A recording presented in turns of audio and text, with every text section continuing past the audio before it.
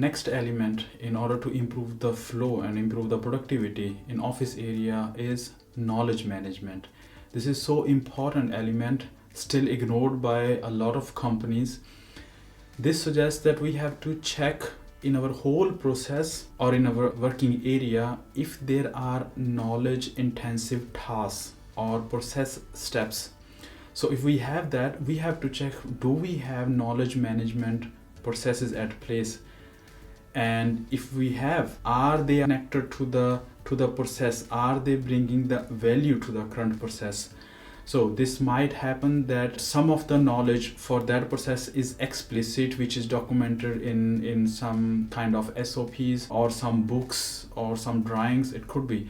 But there could be the knowledge which is implicit knowledge, tacit knowledge, which could be only in the head of the experts who are working for 10, 20 years in that area, and which is very hard to capture in the paper or to convert from implicit knowledge to explicit knowledge.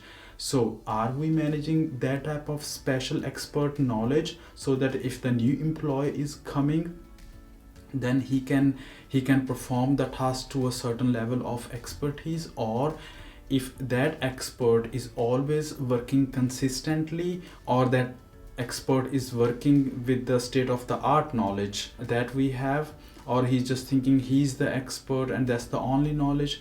So we have to check all these points. This could improve the productivity enormously if in your office area there are some one or two tasks or steps which are knowledge intensive and there was no system in place for that, and now with this checklist you are going through all the tasks and you are saying this task and this task, this is knowledge intensive, very complicated, always the conditions are changing, we really need expert to do this, and then you can manage what are the knowledge management processes you could use. Knowledge management in companies or in office area, it itself is a very broad area. If you think this is an area where you want to go deeper into detail, write in the comments below. We will cover this topic, but this is so broad area that it will take itself 1 to 2 hours of video series to go through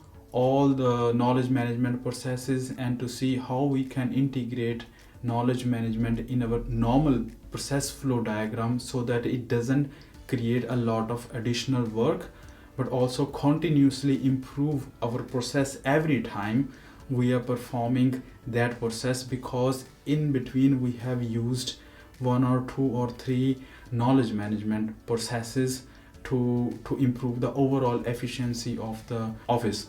So let me know in the comments below, then we will create another series of videos to just cover this topic more into detail. Just to have brief idea what is knowledge management and how the knowledge management processes look like, what are these processes? Just in very brief, knowledge management has 7 core processes. Different authors, different literature can summarize, categorize them very differently. They can combine these 7 processes into 4 processes or 4 stages. Some might take it to 10 different parts, but I will categorize here in 7 parts. There are 2 types of knowledge as we discussed, implicit knowledge and explicit. Implicit is the which experts have in their brain. It's always changing and they have to depending upon the situation, the parameters, the conditions are changing, they have to just use their knowledge in order to perform the task. Explicit knowledge is the standardized work in which we have the written working instructions, we have SOPs, we have books, we have literature, we have article. This is the information, or this is the knowledge we call explicit knowledge. So these are the 2 types of knowledge, and in order to manage these both type of knowledge we have 7 processes. So in the core of knowledge management is a process. So we might think that we want to do the knowledge management, but we cannot do the knowledge management for all the processes. So the first question for knowledge management comes, what are our business critical processes? So you choose 1, 2, 3 business critical processes where really it was to do the knowledge management, and that process will be in the core. And the first knowledge management process is create knowledge. So in any process where the people are doing different tasks, the knowledge is being continuously created because the people are working on them, they are going through different conditions. So this is the first process in knowledge management. The second process in knowledge management is to identify the knowledge. That means the knowledge is being created at 10 process steps and enormous amount of knowledge, but we have to identify which knowledge is critical and what type of knowledge, implicit, explicit, and which knowledge we need again next time and could be used. So we have to clearly identify which knowledge for which task we want to target, to save it, and we want to do the management of which knowledge. Once we have identified that these are the 3-4 tasks or the knowledge areas or the expertise we want to document, then we have to go for the third process, which is collect the knowledge. We have to see how we can collect it. Are we asking the experts who are performing the task to write small wiki, or we are recording the conferences, or we are recording the technical meetings with them, or we are taking the pictures. There could be a lot of different ways how we are collecting the knowledge. Then we have review the knowledge. We might record a session on a very critical topic which is for 2 hours or 3 hours, but we have to review from these 3 hours what are the 10 more critical points, what was the 10 minutes of recording which is really critical we want to save, and if this is appropriate to save. This might happen that in that session it was really special case, and this case might never come again in the future of the company. So we need to refine the collected knowledge. We have to review the collected knowledge. There might be a big article written of 300 pages, but we might need to manage and review what is the one page, and how we can refine this in a very simple and easy language so that everybody can understand. So this steps aims for reviewing, refine the collected knowledge. The fifth process in knowledge management is to share the knowledge. So we have collected, we have refined the knowledge, but it should be shared. It should be available somewhere which is available for everybody, and it is shared in the right form.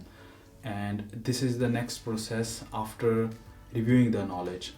After we have shared the knowledge, we have to make sure that it is accessible to the right people. So this is the sixth process, access the knowledge.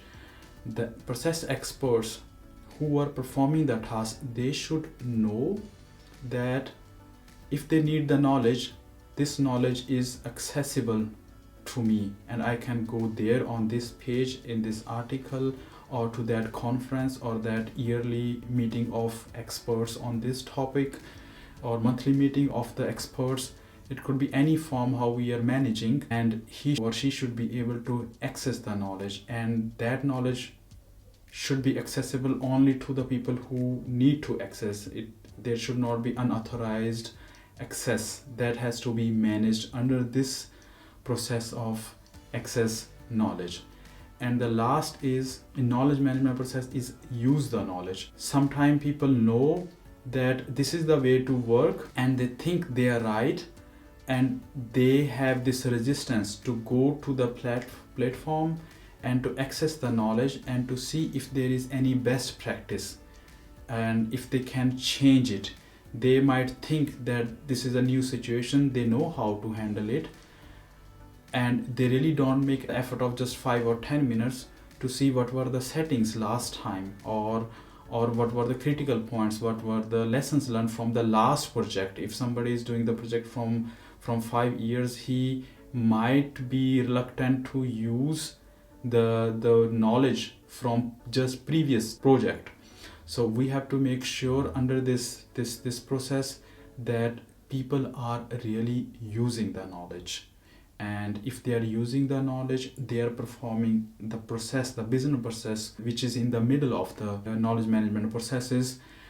they will perform this process in a better way. And because every time we are performing, we are using the knowledge, we are improving the process. Because we are now improving the process, we are creating new knowledge, best practices, best quality, consistent lead time, and how we did it, that is being documented, refined, collected, shared, and it is accessible to the right people and they are using again. So this is the cycle which is going on again and again, which is continuously going, but it is continuously improving all the aspects and bringing enormous productivity through knowledge management.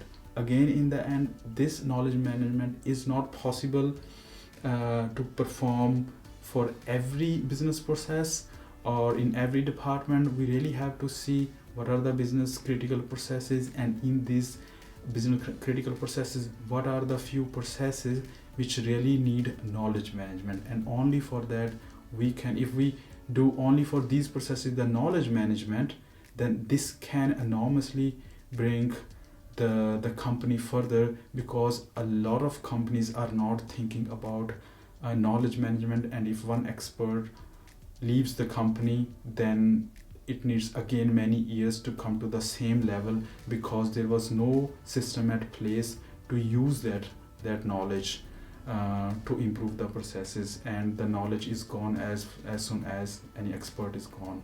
So in order to avoid such conditions or such cases, it is really important to see what are the knowledge critical processes or tasks. Do we have knowledge management in place? In knowledge management, one critical point is that the knowledge experts, they might lose confidence and they might be reluctant to share their expert knowledge if they don't have the surety from management that their jobs or their status will be the same after they share their knowledge. The knowledge experts might think if they share their knowledge, if they help the company to convert implicit knowledge into explicit knowledge, or to share their knowledge from implicit to just by talking to somebody else, they might lose the value, they might lose the jobs, and we have seen in the companies happening multiple times.